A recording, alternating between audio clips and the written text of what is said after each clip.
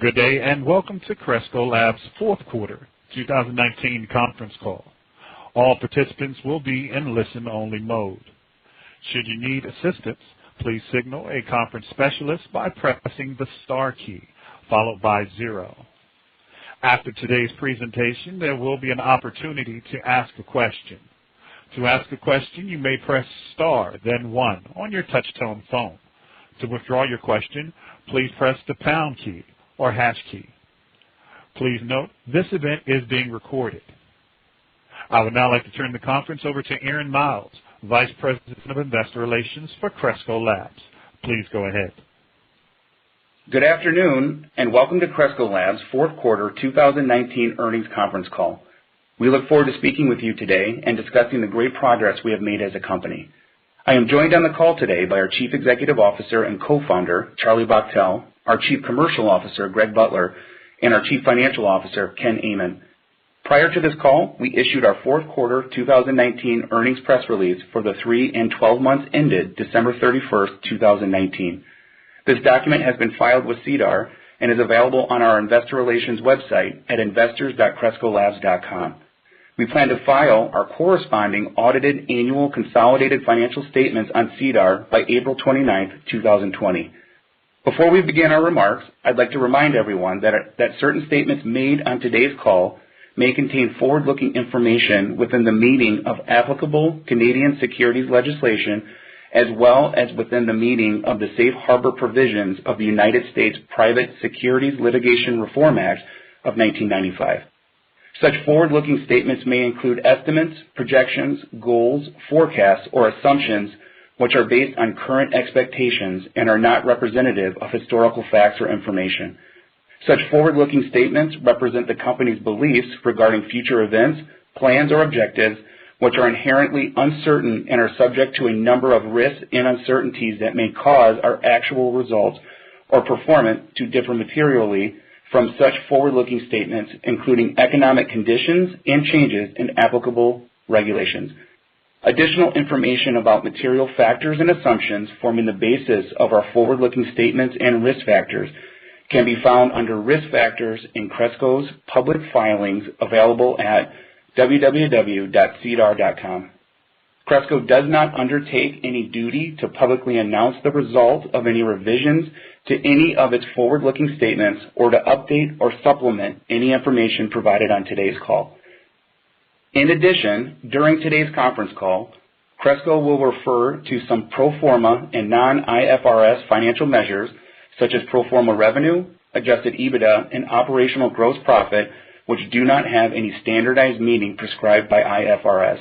We believe these non-IFRS financial measures assist management and investors in understanding and analyzing our business trends and performance. Please refer to our earnings press release for the calculation of these measures and a reconciliation to the most directly comparable measures calculated and presented in accordance with IFRS. These pro forma and non-IFRS financial measures should not be considered superior to, as a substitute for, or as an alternative to, and should only be considered in conjunction with the IFRS financial measures presented in our financial statements. Please also note that all financial information on today's call is presented in U.S. dollars unless otherwise noted, and all interim financial information, including disclosures for any pending acquisition, is unaudited. And with that, I'll now turn the call over to our CEO, Charlie Bachtell. Charlie, please go ahead. Thank you, Erin, and thank you everyone for joining us this afternoon. On the call today, we'll discuss our financial performance and provide some operational highlights from the quarter and full year. Before getting into that, I'd like to share our view on the COVID-19 pandemic. While it goes without saying, it's important to acknowledge that this COVID-19 event is one of the most significant health and economic matters in modern times. While many of the variables associated with a global pandemic cannot be controlled, what we can control as an organization is how we react, how we prepare, and how we manage change. With respect to our reaction, in February, Cresco Labs established a task force to monitor the developments of the pandemic and to begin outlining and implementing outbreak control measures. As a stakeholder-focused organization, we are always managing our decisions in coordination with our responsibility to our stakeholders. This includes our employees, our customers, the communities in which we operate, our regulators and state administrations, and our shareholders. Our number one responsibility during this challenging time is the health and safety of our employees and customers. Cresco has a vision of being the most important company in cannabis. We embrace challenges, we engage in problem solving, and we develop solutions that benefit our stakeholders. With respect to our preparedness, the task force quickly moved to bring in an infectious disease consultant, Dr. Juliana Grant, to help us understand potential scenarios and best practices. With further guidance from the CDC, the World Health Organization, and state governments, we developed our plans. Our approach included dividing our organization into 3 compartments: corporate centers, production facilities, and retail stores, and developing action plans specifically designed to address the needs of employees and operational requirements of each business unit. For corporate centers, teleworking procedures and communication schedules were quickly implemented to allow our employees at headquarters to work remotely for as long as needed. At cultivation and production facilities, in addition to increasing all protective and sanitation procedures, we implemented pod systems, a team-based approach to shift scheduling to accommodate social distancing, redundancies in disciplines, and insulation in case of illness. We prioritize core functions and cross-trained employees to ensure that we have the depth of capabilities at every facility. Utilizing our preparedness for Illinois' ramp-up, our scale, and corresponding bargaining power, we proactively shored up our supply chain, securing inputs, hardware, packaging, and the like. At our retail facilities, unique to any other department, because we have employees that directly interact with customers and patients. For these employees, we also enhance safety and sanitation practices, but when it comes to consumer interactions, implementing social distancing is a greater challenge. In order to eliminate the lines and grouping of people, we shifted to an online ordering process, curbside pickup, and home delivery where permitted. We implemented designated pickup windows for each order to ensure that we don't have large groups arriving at stores. We also extended hours to accommodate more customers, knowing that the COVID responsible practices can impact throughput. Aside from operational changes, we've put a proactive emphasis on hiring workers from the restaurant industry and other sectors who have been displaced due to COVID-19. Not only does this help our communities, but it helps to ensure stability in our workforce during a time when illness or employee choice can impact your ability to operate. In Illinois and Pennsylvania, we successfully delivered plans to our regulators that would enable us to expedite the badging processes so we can hire employees, train them, and have them working faster than ever before. Outside of recruitment, we've put our efforts and resources behind initiatives that speak to our culture and benefit our employees in times of need, such as providing additional essential pay and lunches delivered at all our dispensaries and facilities to our employees. Now, this is a way for us to provide a much-needed support to local area restaurants, provide a perk for team members, and also ensure that employees are safe by minimizing the number of times they need to expose themselves to others throughout the day and return to the facilities. With respect to managing change, I could not be more proud of our leadership team and every team member in the Cresco family for how they've managed this unprecedented level and pace of change. Within 48 hours of finalization of Task Force Phase 1 plan, we had 100% adoption across our entire multi-state platform. Every team member in the organization was working differently than they had the prior week. Additionally, dynamic and fluid situations such as this require regular modifications to the initial plans, and our teams continue to manage this incredibly well. Since the initial outbreak, we've been working side by side with state and local regulators, proactively presenting community leaders with solutions for a safe and uninterrupted access of cannabis for customers. We presented the program to enact curbside pickup to the Illinois state government as one way to eliminate gatherings and to ensure social distancing. This is why Cresco puts such a priority on engagement with regulators. Initiatives like these have been wins and created tremendous value for all stakeholders. It was one of the key elements that allowed us to earn essential business status and stay operational in Illinois and all of our other states. For customers and employees, it's a convenient, safe way of shopping and provides them access to products they rely on. For Cresco, it moves 5 to 10 minutes of patient consultation time or customer education from in-store to online, increasing our throughput at the point of sale when most other COVID-responsible modifications slow throughput. While we very much look forward to return to normal, these obstacles have required us to quickly adapt and operationalize unique services and product delivery strategies that will continue to be an essential part of how we serve customers in the future. As we transition the company from the entrepreneurial growth phase to the next stage, we're focused on consistent execution at scale, building top-tier management and an operational foundation that can support our core objectives. As part of this strategy, we've specifically targeted and recruited professionals that come with proven track records of rolling up their sleeves and driving meaningful change and profitable growth within companies that we see Cresco emulating at a steady state. I'm very proud to say that the team of leaders we've assembled to drive this next chapter of the Cresco story is the same team that's been invaluable during this time of uncertainty. Looking at the companies who have survived economic downturns in the past and have thrived in the aftermath, they were the organizations that had strong cultures, were able to see the opportunities and the challenges, and respond the fastest. Our leadership team has developed a comprehensive operational plan that accounts for short, medium, and long-term impacts from COVID. These plans account for the worst, base, and best case impacts on the industry and cover all aspects of our organization. The way we've reacted to the challenge, prepared for what's next, and managed change have put Cresco in a strong position to emerge from the COVID crisis as an even more robust, resilient, and profitable operator with a team that has now successfully faced a once-in-a-generational global event. Turning to our financial results, Cresco posted a strong fourth quarter and record year both financially and operationally.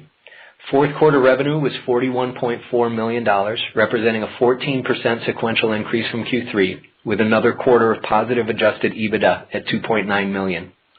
On a full year basis, we generated $128.5 million in consolidated revenue, representing a nearly 200% increase from 2018 and our fourth year of tripling our consolidated revenue as a company. Our growth in 2019 was substantially driven by our largest two markets, Illinois and Pennsylvania, demonstrating the value of going deep and focusing on wholesale distribution and branded products. The results show our ability to gain market-leading positions in multiple states. We are set to drive years of growth as we repeat this accomplishment in the other states we've entered and gained a foothold.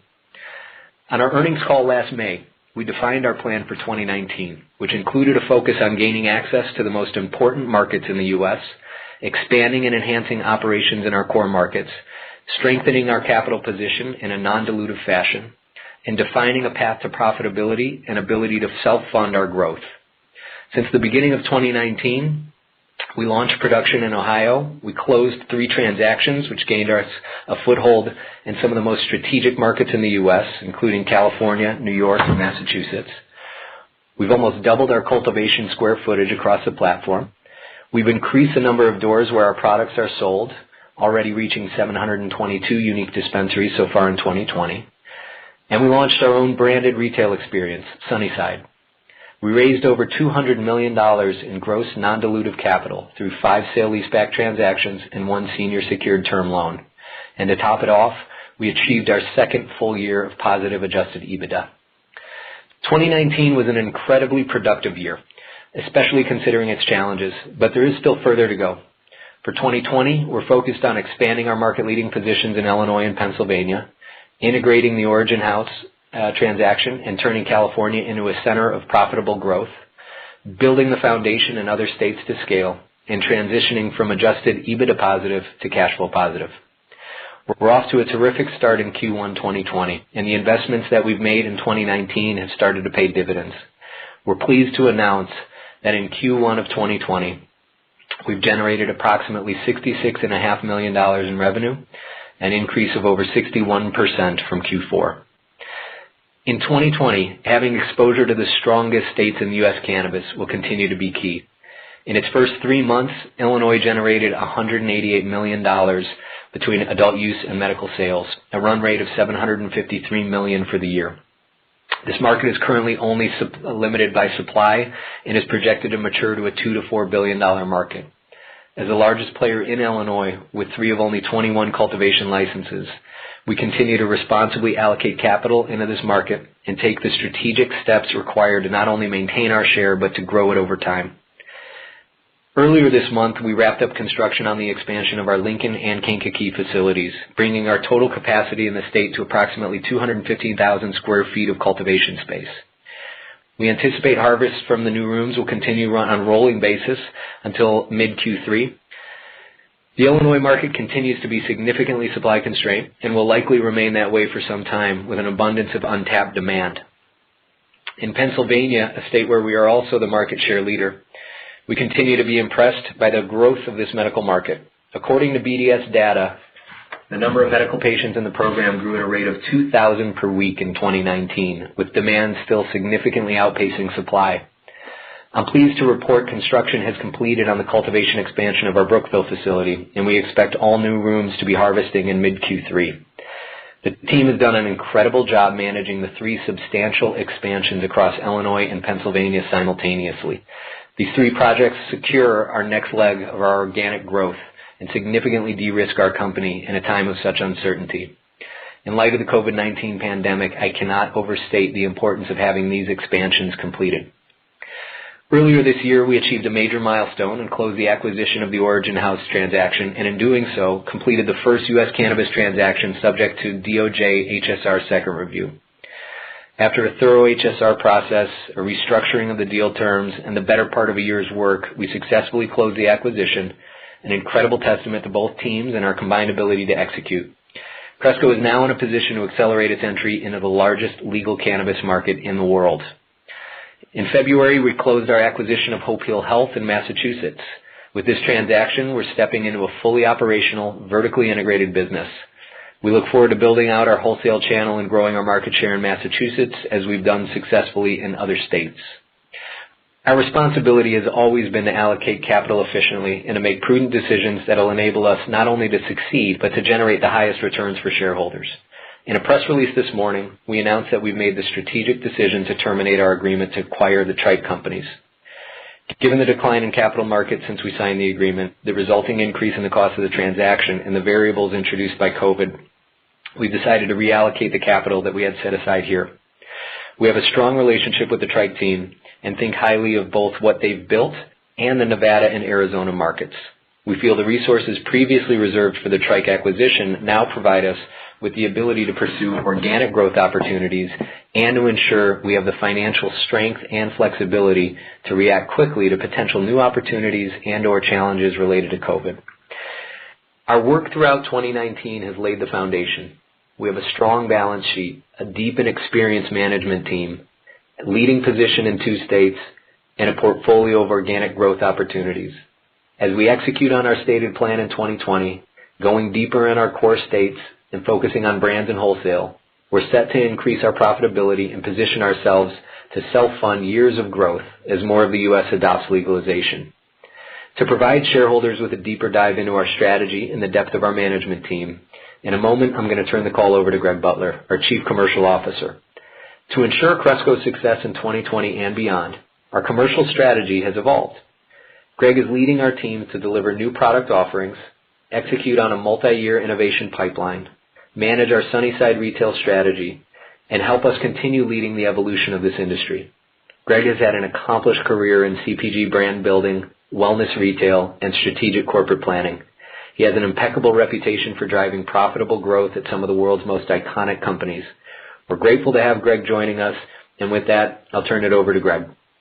Thank you, Charlie. It's a pleasure to speak with all of you today. As you know, Cresco Labs has differentiated itself by becoming the leading operator focused on the middle 2 verticals of the value chain, branded products and wholesale distribution. We continue to believe this is where the most value will be derived in the long term, and we're allocating to ensure that we are successful in these 2 areas. Our commercial strategy is designed to fuel our top-line growth and continue deriving more operating leverage as we scale. Our teams are focused on resource planning, so we remain nimble and capitalize on opportunities within a difficult industry to predict. And we're focused on demand planning, use more data from our business and markets to improve accuracy of decision making.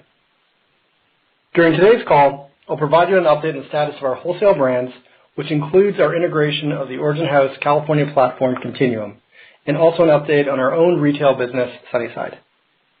Now, our goal at Cresco Labs is to build the most iconic brands in cannabis, and we follow a simple guiding principle to deliver growth. Brands that are easier to buy, by more people, are bought more often. And similar to any consumer good, brands that uniquely solve a consumer need better than others are easier to buy. And that's why our portfolio strategy is rooted in occasion-based segmentation that helps us identify the varied occasions that exist in the U.S. cannabis market, who consumers are, what they need, and what needs are not being addressed by existing brands. Ultimately, this helps us develop distinctive brand propositions that enable us to reach and delight more consumers. An example of this includes liquid live resin under our Cresco brand, which has become one of the largest liquid live brands in the U.S. And our chef-led, precisely dosed edibles brand, Mindy's, from James Beard award-winning chef Mindy Siegel, which is a dominant market share of the edibles segment within our existing core markets and is growing quickly across newly launched states like California and Massachusetts. We're also focused on addressing price needs by offering products that play against pricing points, not just within premium segments where we already have a strong position, but also playing across a good, better, best pricing offering. For example, we recently launched a new brand called High Supply, which competes in the entry price good segment of flower and vapes. And it's already becoming one of the fastest growing brands in our portfolio, delivering incremental volume and margin. So this strategy is working for us, and we will continue to invest behind it. And as more state data becomes available, we'll continue to share our success against key metrics used within the CPG industry, such as volume growth, share performance, and price point penetration. Now, in addition to brands that are easy to buy, access to more consumers and patients in key markets is critical to our growth. And so when we think about our footprint and analyze where we can generate high levels of return, it must fit into one of two categories. One, it's a state that has a limited license structure and the market is expected to grow. These are states like Illinois and Pennsylvania, where we already have a strong position, access to 100% of dispensary doors within the state, and we can allocate resources to maintain and grow our market share and therefore providing a faster return. Or two, it's a state with an already established program with ample opportunity to reach a large number of consumers and access a high percentage of doors in the state. These are states like California and Massachusetts. Our job in these markets is to introduce our brands within key accounts where we can invest to drive trial, brand awareness, and build strong dispensary relationships backed by our growing corporate reputation and capture market share. Now, the combination of Cresco's leading brands and Origin House's leading distribution platform in California accomplishes just that. Since closing the Origin House transaction, we've been focused on capturing cost synergies by combining our organizations, driving increased revenue growth across the existing Continuum platform, and optimizing our operations within the state across our facilities at Florical, Carpinteria, and Mendota. The teams have come together and are executing on our plan for cost reduction through back-office synergies, restructuring our go-to-market approach, and right-sizing the portfolio of partner brands on the platform to focus on scale and profitability. To date, we've already realized $7 million in annualized synergies alone, and we will continue to provide synergy updates for Origin House throughout this year. But let me reinforce that California remains an incredibly attractive market for us. It's a market approaching $4 billion, driven by a diminishing illicit market, and we are very encouraged with the actions being taken by the California state government to increase regulatory controls. We have a tremendous opportunity ahead of us in California, and so far we are encouraged by our Q1 2020 results, as we've begun to sell more of our brands across the Continuum platform. Not only are our brands being accepted in the leading dispensaries across the state, but also gaining strong share of shelf and have been asked to complete hundreds of in-store demos this year leading up to the COVID complications. Now finally, let me touch on our own retail brand, Sunnyside. While we remain focused on our wholesale business, owned retail with limited licensed states offers strong economics over the near term. For example, in Q1 of 2020, our 5 Illinois stores generated an average revenue per square foot of about $4,800. In addition to strong financials, owned retail provides incredible consumer data within an industry where category and consumer insights are not easily available. And as we continue to scale Sunnyside, we're focused, actually it's obsessed, on building meaningful customer experiences that will deliver strong financial results and continue to normalize and professionalize the industry to recruit customers to our stores. And building meaningful customer experiences starts with our store experience. This year, we harmonized our stores into a standard scalable model and enhanced our in-store and out-of-store experience. Through online ordering, extended hours, scheduling software, and increased use of automation, we're allowing our customers to manage their own experience within Sunnyside while increasing our overall throughput at our stores. We've also established a new commercial planning function and assortment strategy to ensure we have the optimal inventory on hand to maximize customer baskets. And this includes our own brands, but it also includes local and MSO suppliers, enabling us to maximize both revenue and gross margin within each store. Building trust with customers is at the heart of Sunnyside, and we are focused on solidifying these relationships through our digital platforms to provide personalized experiences and loyalty to our stores. For example, customers in Illinois that opt into our email or text platform have a 30% larger baskets than those that don't. So continuing to drive digital relationships is critical for us. Finally, our real estate strategy is designed to build our stores in the best locations. As we add new stores, we look for locations that carry outsized cultural and brand building potential. Our River North location and planned Wrigleyville location are perfect examples of this, as they are in the heart of downtown Chicago neighborhoods. River North is home to hotels, restaurants, and a variety of nightclubs, and the area touches Chicago's premier commercial districts and a destination for the city's 55 million annual visitors. Wrigleyville is in the sport and entertainment hub of Chicago, which is a tremendous location too. The strong economics and customer insights are reasons why owned retail is a part of our growth strategy. We believe that when you look at this industry in 10 years, the winners will be the companies that have developed strong brand equities and can get products on the shelves consistently. Brands that are easier to buy by more people, are bought more often. This principle is at the heart of everything we do and will continue to drive our commercial strategy and financial growth. Now, I'm excited to apply my experience to this industry and firmly believe in our long-term growth strategy. Thanks, everyone. Please stay safe, and I will pass the call back to Ken Amon, our CFO, to provide highlights from our financial results and discuss our capital agenda.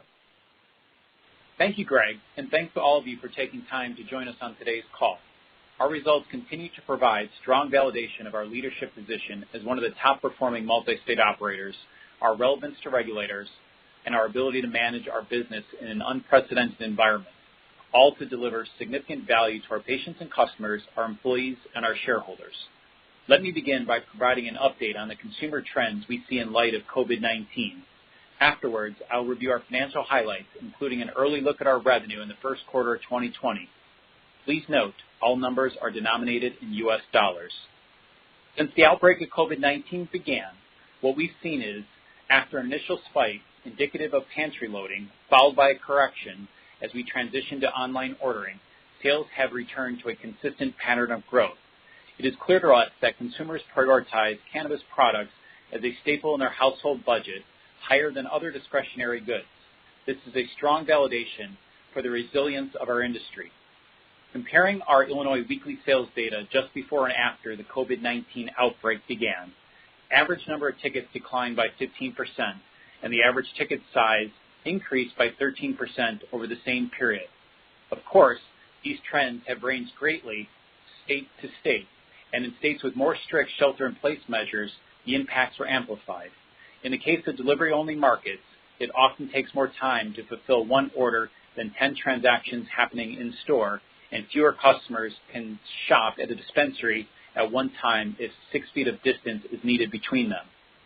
It is hard to determine how COVID-19 will affect our full-year performance in 2020. Accordingly, our team has modeled a variety of scenarios, and we remain confident in Cresco's position and ability to be nimble in our response to considered outcomes. We proudly have strengthened our balance sheet, and the large portions of CapEx investments are behind us.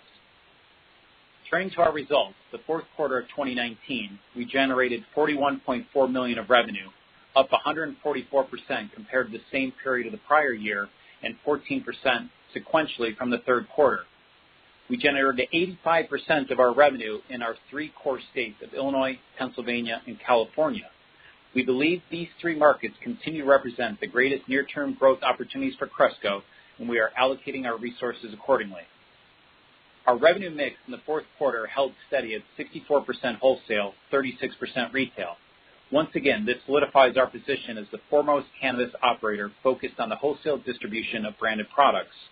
For our 5 retail locations in Illinois that have been open for at least a year, we are pleased to report same-store sales growth of 55% for the period ending in December.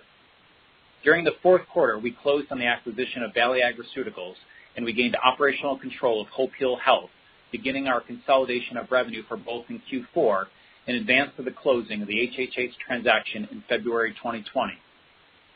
On a pro forma basis, revenue for the fourth quarter of 2019 increased incrementally to $56 million, which includes Origin House and certain minority investments. We note the growth in organic revenue outpaced pro forma in Q4, but as Charlie and Greg both illustrated, we remain confident in the long-term growth outlook for these assets that were added to our portfolio. With the termination of the Trike acquisition, Cresco effectively has no pending M&A transactions. The original consideration included approximately $55 million of cash as well as a substantial equity component. These resources that were once earmarked for new assets in Nevada and Arizona can now be put back into supporting our powerful capital base and can be applied to the organic growth of our business and new growth opportunities. Having closed Valley Ag, HHH, and Origin House within a span of just 4 months, we've proven our ability to close on strategic M&A transactions. We will continue to evaluate opportunities that support our strategy, have high return profiles in strategic markets, and help Cresco grow profitably. The fourth quarter momentum that we experienced has continued into 2020. Combined with the entrance of new recreational customers in Illinois, we have delivered approximately $66.5 million of revenue in the first quarter of the year, up 61% from Q4 2019 and 216% from Q1 2019. As a reminder, our business in California during Q4 included selling Cresco branded products into Origin House's distribution platform, so the consolidation of Origin House in Q1 is additive mostly to the gross profit line. We are pleased with our performance in the first quarter, and despite the impact of COVID-19 has had so far, we anticipate continued growth both on our top and bottom line for the remainder of the year. As Charlie mentioned, we now have completed our ambitious construction projects at our Lincoln, Illinois, and Brookville, Pennsylvania facilities. We will realize the effects of these expansions starting in Q2 and ramping up as we harvest new rooms through mid-Q3, which will provide for substantial revenue and increase in market share in both states. Operational gross profit in the fourth quarter of 2019, excluding the impact of biological assets, was $21.2 million, or 51% of revenue, compared to 47% of revenue in the third quarter and 45% of revenue in Q4 2018. This improvement was in line with our internal forecast and driven by our increased production capabilities and our continued efforts to drive operating leverage. To give a few examples, in Brookville, we've invested in new extraction platforms that improved extraction yields by 20% and increased extraction capacity by 89%. In Joliet, new edibles equipment increased throughput by 50% in Q4, while at the same time reducing the number of shifts required. We anticipate some paring of margins in the first half of 2020 as we work to integrate Origin House, but expect to return to continued margin improvement as we scale and optimize our operations in California.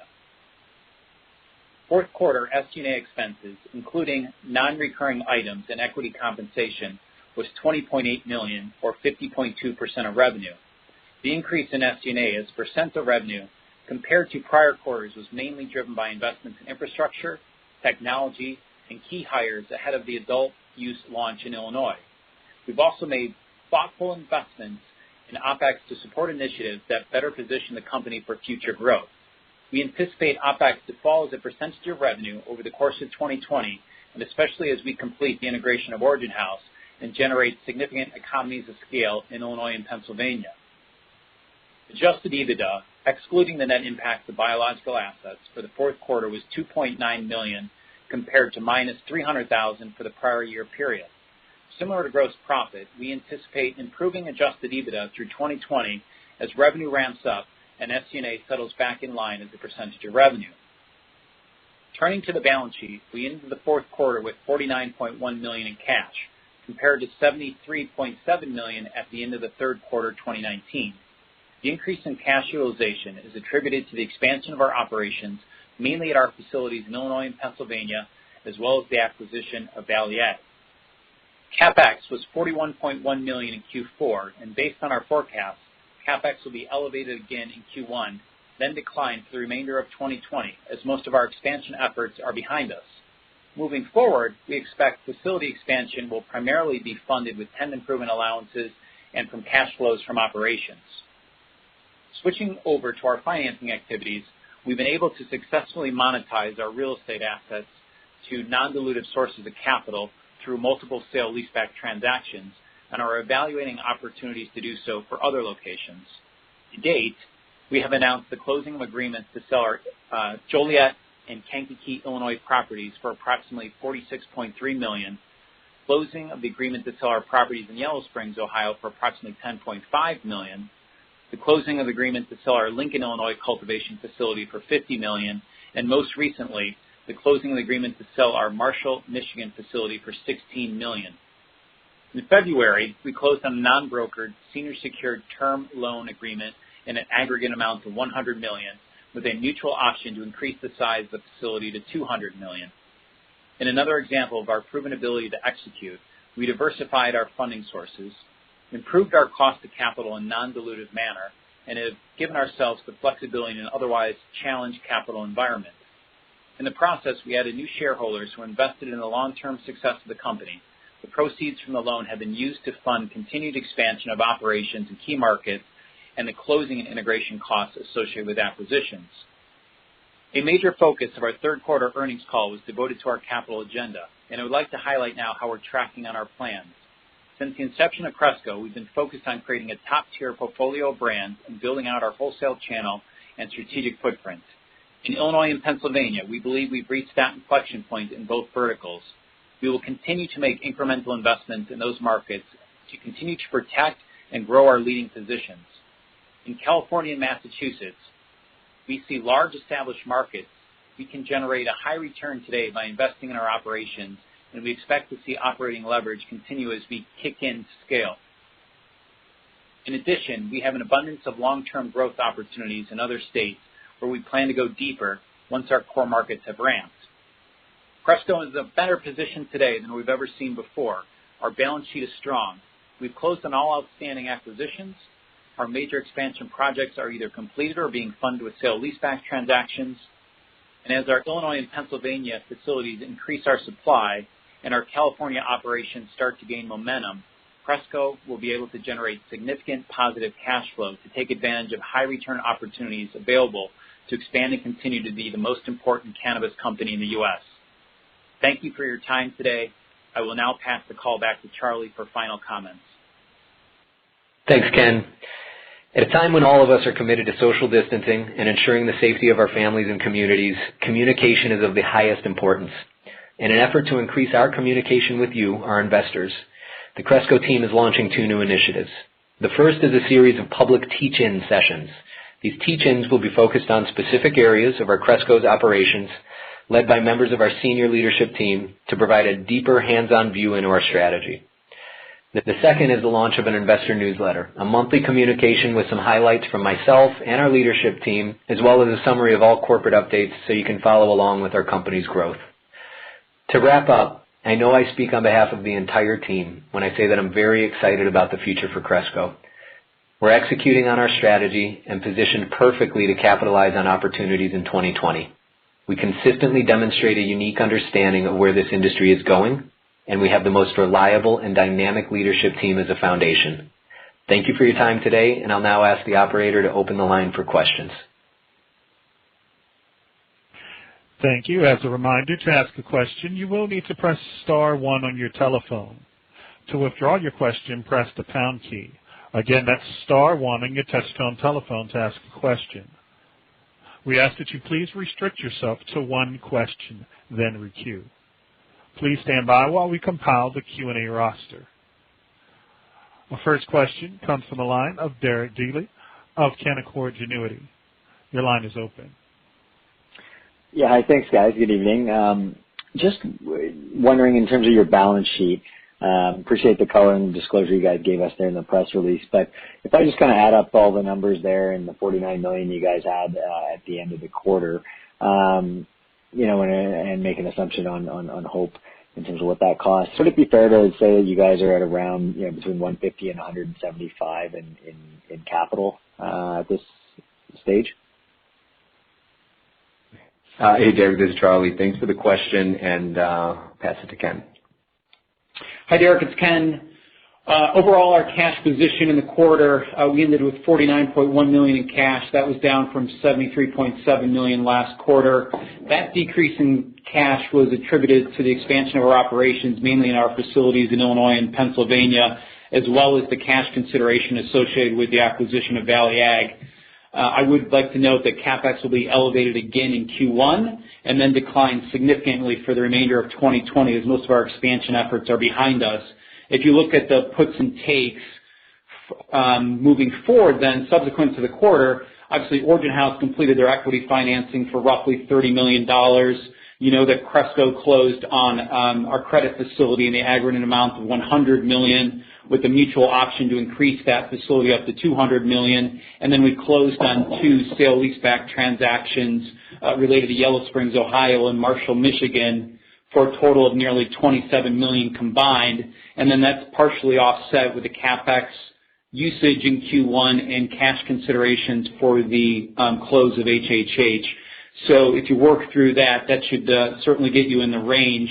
I mean, overall, especially with the actions that we announced earlier today regarding Trike, that puts our balance sheet in a really strong position as we have no cash requirements related to pending acquisitions.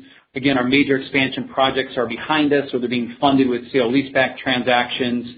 And again, with the significant increase in production capacity that we have now created in Illinois and Pennsylvania, nearly a 5x increase, plus momentum in our California operations, this puts Cresco in a really positive position to generate significant cash flow in the back half of the year.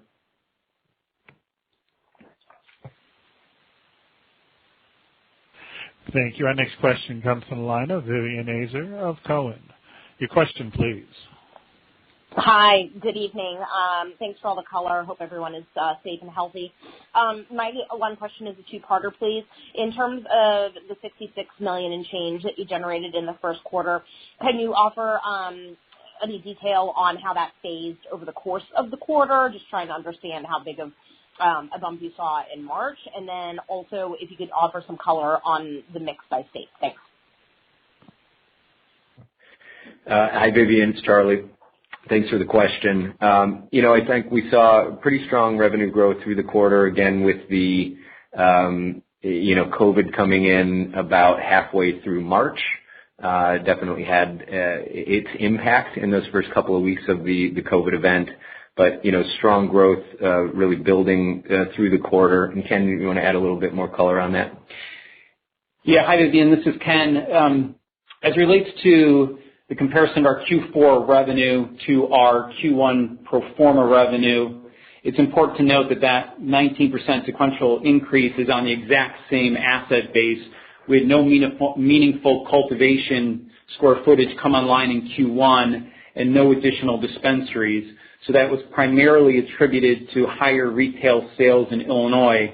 Obviously with that, with the completion of the expansions we've done in Illinois and Pennsylvania, again, we'll see more meaningful growth in the back half of the year, but that 19% growth was on the exact same asset base. That's helpful. Thanks. Thanks, Vivian. Thank you. Our next question comes from Pablo Zuanic of Cantor Fitzgerald. Your question, please. Thank you, and hello, everyone. I want to follow up on the question from Vivian also. So, consensus had about $80 million for the first quarter. You're doing 66. I understand these are, hard times. And you've just said the capacity hasn't come in. So I guess I have two questions. Was anything down in the first quarter in pro forma terms, for example, Origin House? And given that and the second part of the question is that given the expansion is really kicking in the second half, I guess we should not assume much sequential growth into because you still have the same capacity pretty much. If you can give some color on that, that would help. Thank you. Thanks, Pablo. It's Charlie. So to sort of take the first part of the question, as it relates to the expectations, we had, as Ken had mentioned, the same asset base from pro forma Q4 into Q1 with nice growth over that same asset base. And we are seeing some, the improvements in revenue being driven by additional capacity within the markets that we're in came on. So like in Q1, there was additional capacity that came into the marketplace from some of our peers and other operators, hence the growth in retail sales with us still having a similar to same footprint. You'll start to, as we've released previously, you'll start to see some of that additional capacity come on from our expansions in Illinois and PA, as we get mainly into May. So we'll see some expansion there, but definitely ramping up as we get into Q3. Ken, some additional color? Yeah, hi Pablo, this is Ken. I would say that in Q1 we certainly benefited from the closure of Valley Ag acquisition and the consolidation of Hope Heal Health. Again, without that meaningful production capacity coming online, we were still able to achieve double-digit revenue growth in our core states. I will say, though, that growth was somewhat offset by California as we took actions to exit unprofitable third-party brands off the Continuum platform. But we're still on the early period of that growth cycle, working on implementing our plan and our operating model, and we expect continued growth as we continue to push the Cresco branded products through the Origin House's distribution platform. And we've had success in that recently as the Cresco branded products are representing now about 2.5 times the volume going through that distribution network than they were just 90 days ago.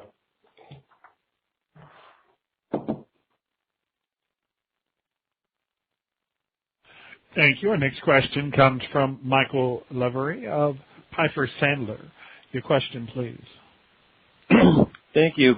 Could you give us just a little more sense of how the trajectory for margins and cash flow is likely to play out over the course of the year? And you talked about second half cash flow positive, but would it be sort of a steady build to that or maybe a little more of a spike? How should we think about modeling some of those pieces?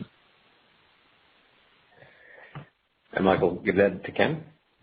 Hi, Michael. It's Ken. As you saw in the quarter, we did improve gross profit margins by nearly 400 basis points. That was largely the result of our efforts to drive operational efficiencies in our cost base quarter over quarter. And while we expect the gross profit margin leverage as we ramp up our cultivation capabilities in Illinois and Pennsylvania, we do anticipate some paring of margins during the first half of 2020 as we work to integrate the Origin House platform, but expect to return to 50% plus gross profit margins as we optimize our operations in California.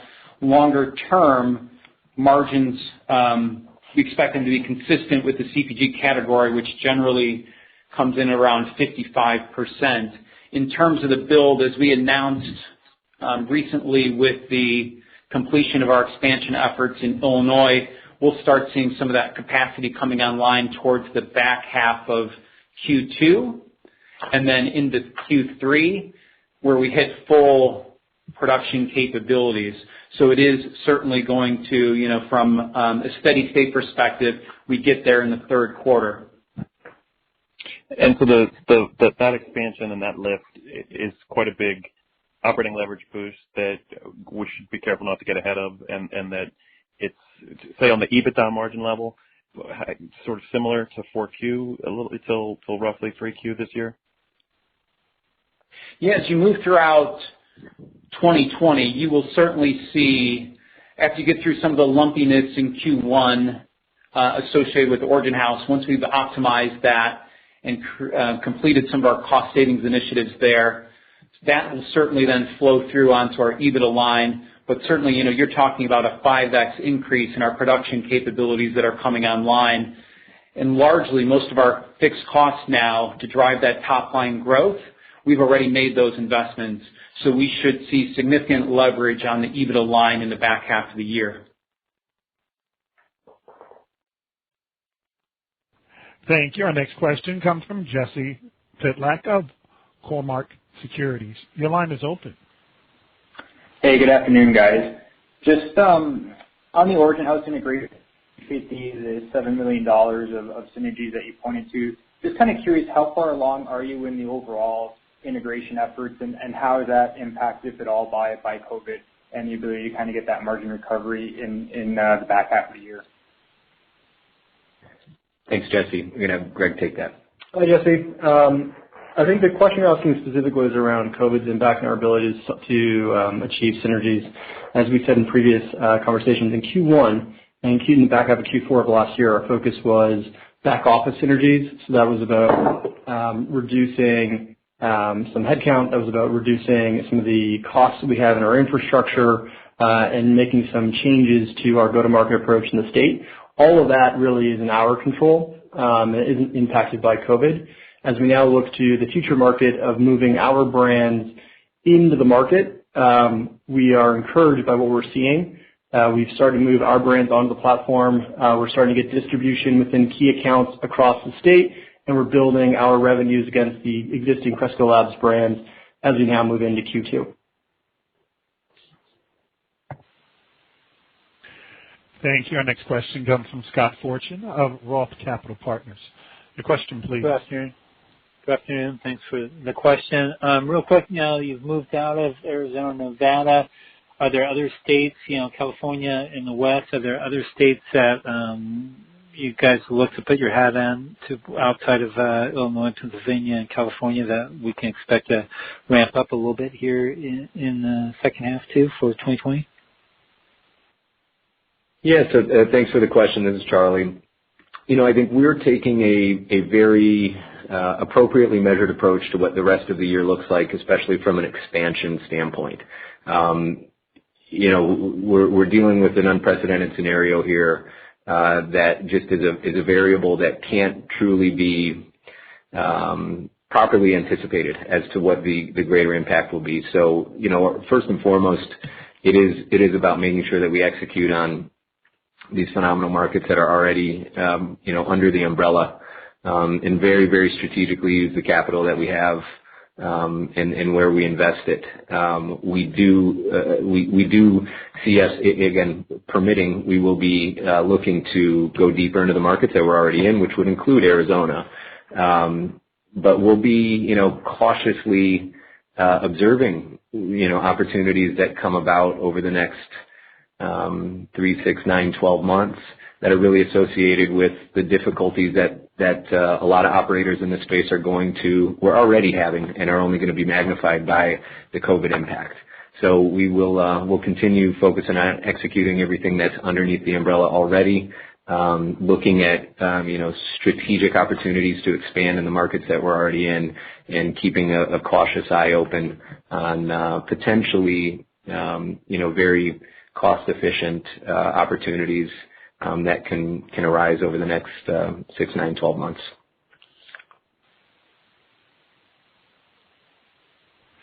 Thank you. Our next question comes from Glenn Mattson of Ladenburg Thalmann. Your line is open. Hi, thanks for taking the question. On the Origin House, I think you mentioned there was some offset to growth in that you exited unprofitable brands.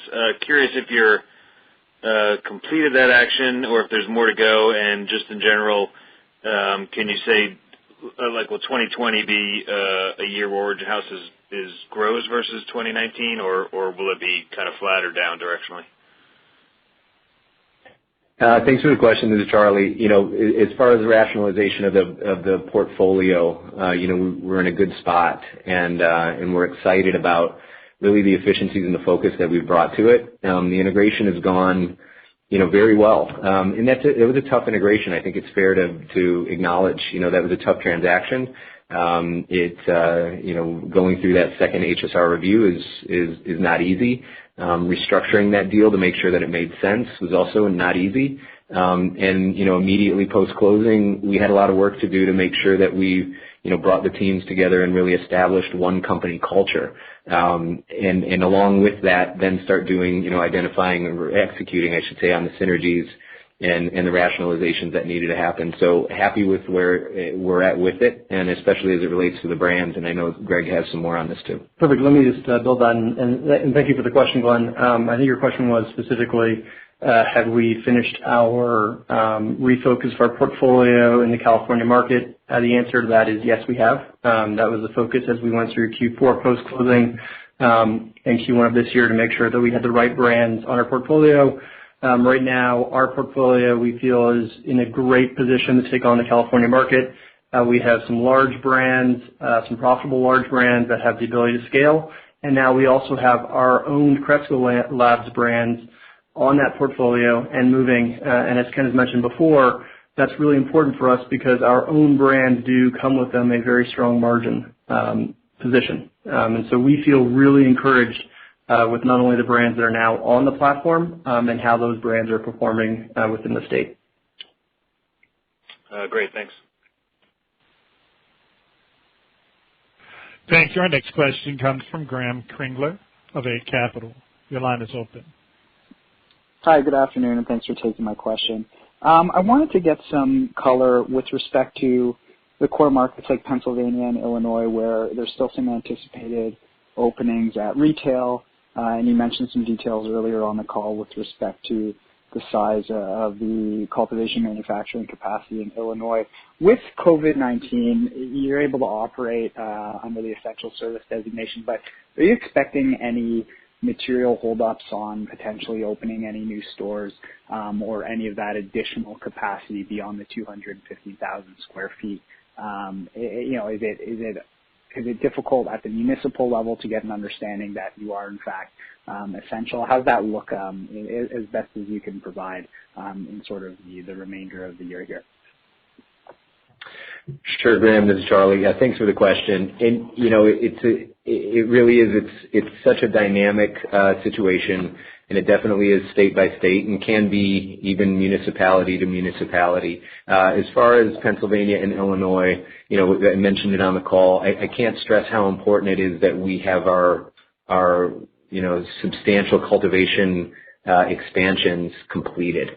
Doing anything that requires any level of approval at this point, again, all case specific and geographically specific too, can be challenging. And we're seeing it. We're seeing it in certain areas. On the retail side, we've got state approval for that dispensary in River North, but we're still waiting for the final city component of it. In that the regularly scheduled hearing where that would be addressed has now been delayed 3 times due to the COVID issue. So you do run into that potential friction, and I would say maybe more so municipality-wise than at a state level. But again, we're very happy to have our cultivation expansions completed.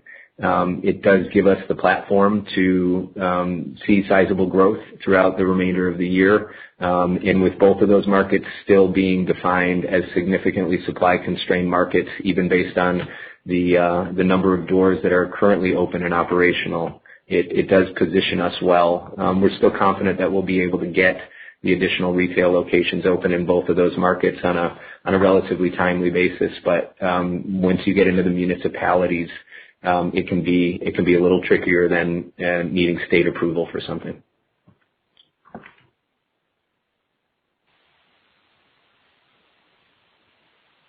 Thank you. Our next question comes from Andrew Semple of Exelon Wealth. Your line is open. Hello, everyone. Just looking past Q1 and Q2 of 2020, with CapEx moving to a little bit more normalized levels, just want to get your thoughts on how you're thinking about potentially entering new markets. Is Arizona and Nevada still markets you would look to come back to on the M&A side, or is there work being done to expand organically there? Can you just talk about that dynamic a little bit? Yeah, thanks for the question. This is Charlie. We absolutely like the Arizona and Nevada markets. And again, we do have an operation in the Arizona market. We're not satisfied with the footprint that we have. It's a single asset. We want to go deeper in all of our markets. We're very happy with where we're at with Illinois and Pennsylvania, and of course we look to continue to actually build upon the market-leading positions we have here. But that's the goal in every market that we're in. Our sort of strategy and philosophy is pretty simple. It's that strategic geographic footprint, and it's meaningful material positions in every one of those markets. So we'll continue to look at Arizona and Nevada, and we'll be very selective with how we allocate capital, but definitely looking to improve the positions that we have in those markets. And Ken, you have some more color?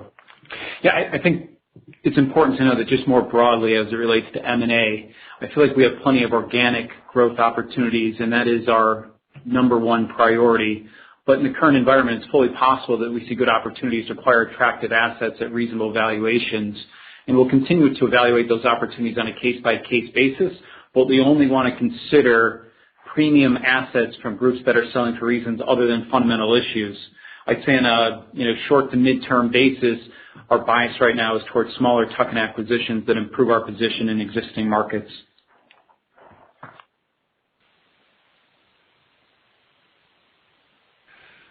Thank you. Our next question comes from Kenrick Tai of Altacorp Capital. Your line is open.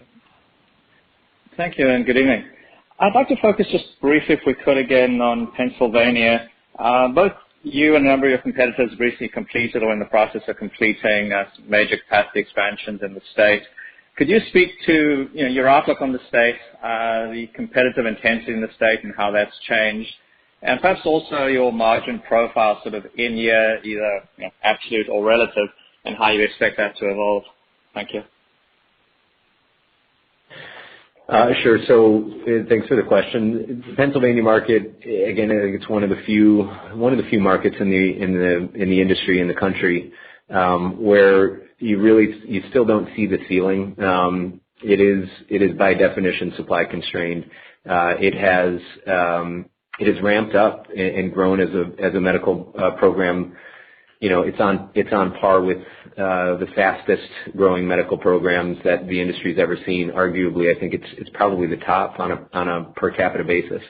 So we've continued to just see such strong demand there. While you mentioned a few of our peers have completed construction projects and expansion projects, I'm not sure that maybe one or two have completed any expansion of significance. I think a couple of them have plans to do so.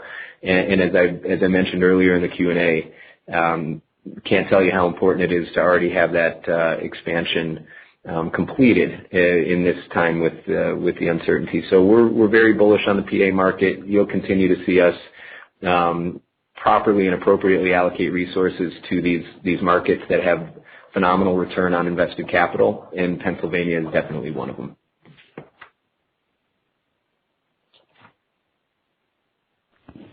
Thank you. Our next question comes from Robert Fagan of Cresco Labs. Your line is open. Hey guys, thanks for taking my question here. I was wondering if you could speak a little bit to the market development in Illinois in April. If what we had seen in some markets, stronger demand due to COVID was being realized, or if capacity is too constrained there, and in the context of your advanced production capacity, how do you think that's going to play out for your wholesale market share? Are you going to be able to likely boost that from historical 20 to 25%, maybe into the 30 range? At least in the back half of the year. Thanks. Yeah, thanks, Robert, and welcome to the Cresco family. We're happy to have you on board. Sure. I'll answer some of that, and then I definitely want Greg to give some of his insights on it. But April has been I would say a month so far of refining the new ways of working, right, across the platform. As I mentioned in the call, you have to change the entire way that you operate, from all sort of compartments of the org, corporate, production facilities, and at the brick and mortar retail dispensaries. And that consumer experience had to be modified as well. And it's not just good practice and sort of an obligation. It's a requirement. The state will shut down dispensaries, and there are a couple that have either received notices of this or had temporary issues where they weren't observing COVID responsible practices. And COVID responsible practices just inherently are going to sort of disrupt the traditional way of bringing consumers into the retail establishment and getting that throughput. And the consumer experience has totally changed. So what I think we've seen so far in April is continuous attention to refining the COVID responsible practices that we implemented and being able to pull on the different levers to make sure that we get the total throughput back to the levels of pre-COVID. And then we continue to build on it from that. And then I'm going to turn it over to Greg. But yeah, we're definitely, we still see that even in this environment, in the COVID sort of impacted marketplace in April here, when there is a delivery, when there is new supply, when there is flour that becomes available, you see very high demand those days, and consumers figuring out how to get into the stores and buy it. So, Greg, some more detail on that. Perfect. Hi, Robert, and thanks for the question. I think to just echo some of the points that Charlie made is that we, in Illinois, we just saw tremendous performance out of the gates with adult use. I think from a per capita perspective, it's one of the strongest adult use launches in the country. And then even during COVID, and Charlie talked a little bit of this, demand remains the highest we've ever seen. And what's really driving revenue is responsible serving of that demand. And that's ensuring that we have stores that are practicing good social distancing, that we're prioritizing medical patients who are in need of cannabis in their medicine. But to Charlie's point, really what we're seeing from a tickets and baskets perspective in the state is strong tickets, and our ability to serve those tickets is restricted by both social distancing and then also, of course, staying open to serve both medical and adult use customers. And from a basket perspective, we saw some strong growth of baskets at the very beginning of March as consumers were pre-ordering and stocking up pre-COVID. And as time has continued, those baskets have now leveled off and getting back to a really stable perspective. And so if you think about it from an Illinois, April for us looks really strong because we're learning how to service demand effectively through our stores. The demand is there. As Charlie mentioned, product is coming in online, and the baskets are there too. And so we feel quite confident in our ability to serve April and the months ahead.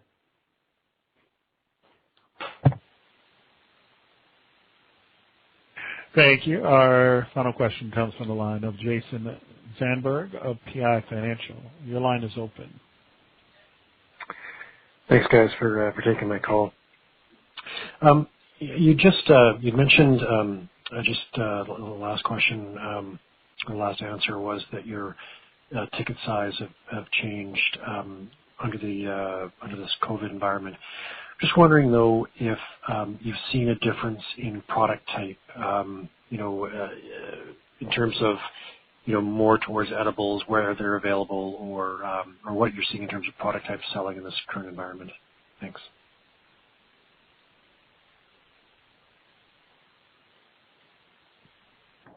Thanks for the question. Again,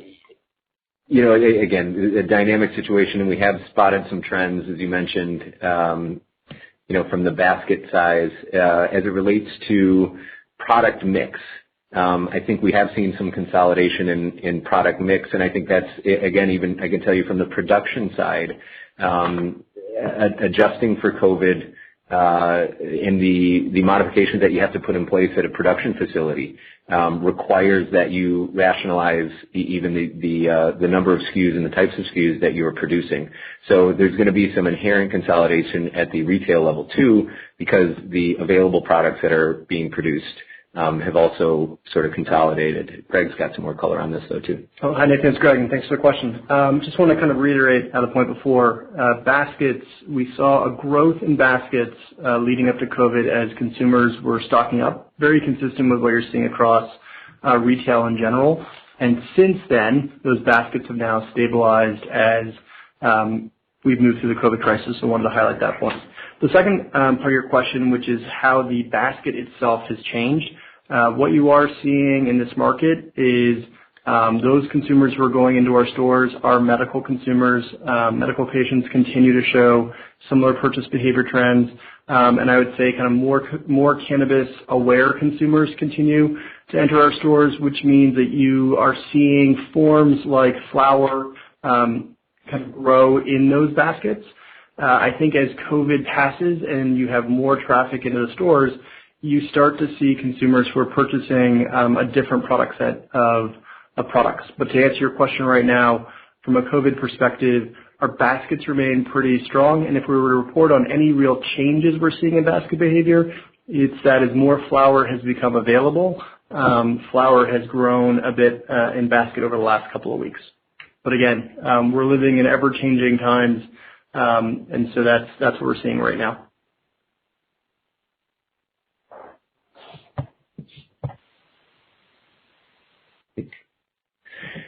So with that was the last question, and I just want to thank everybody for joining us on the call today. This has been without question, an interesting start to the year with an interesting dynamic that all of us in the industry are doing our best to manage. Couldn't be more proud of the team and the way that they've approached it. And we're looking forward to the rest of a successful 2020 here. With that, I want to wish everybody a good evening and stay safe and healthy. Thank you for joining us. Bye-bye. Ladies and gentlemen, this concludes today's conference call. Thank you for participating. You may now disconnect.